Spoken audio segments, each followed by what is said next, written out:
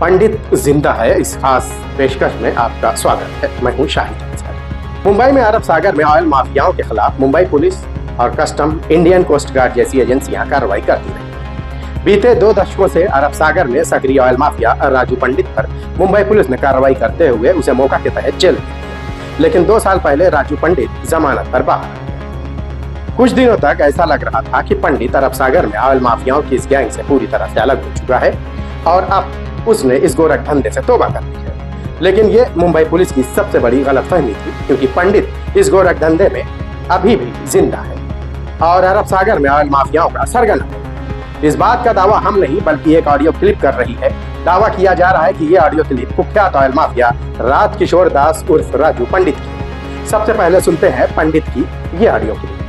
लोग का पैसे नहीं भेज रहे हो, पुलिस वाले का जो डीजीपी ऑफिस का और वो संजय गायकवाड़ का तो नहीं क्यों, क्या किधर पैसा रख के नहीं, क्या किधर क्या हुआ? क्या देना है उनके किसी में तबियत के बारे में मुझे 2-3 दिन से टालता हूँ।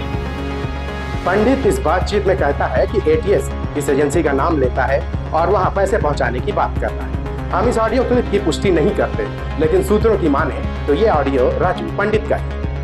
दरअसल पंडित अरब सागर में सक्रिय ऑयल माफियाओं का सरगना है। एक जमाने में पंडित खुद तेल तस्करी किया करता था और धीरे धीरे वो अरब सागर का हाजी मस्तान बन गया। उसने पूरे अरब सागर पर अपनी बादशाहत कायम की और तेल की तस्करी का बादशाह बन गया। पुलिस महकमा में मौजूद पुलिस वालों से साठ गांठ करके उसने अरब सागर में मौजूद ऑयल माफियाओं और डिपार्टमेंट के बीच बिचौलिए का किरदार अदा किया और बहुत ही कम समय में अरब सागर पर उसने अपनी बादशाहत कायम कर दी। हालांकि मौका से जमानत मिलने के बाद पंडित के खिलाफ 2 FIR, जिसके बाद ये साफ हो गया कि पंडित न केवल इस गोरख धंधे में सक्रिय है बल्कि वो फिर से बिचौलिया बनकर अरब सागर में तेल की तस्करी कर रहा है। इन 2 FIR के बाद पंडित के खिलाफ मुंबई पुलिस ने उसकी जमानत रद्द करने का आवेदन मोका कोर्ट में दिया, जिसकी जल्द ही सुनवाई होने वाली है। संभव है कि मुंबई पुलिस ने जिन तथ्यों के साथ कोर्ट को पंडित की कुंडली बताई है तो पंडित की जमानत रद्द हो जाएगी और पंडित फिर से सलाखों के पीछे होगा।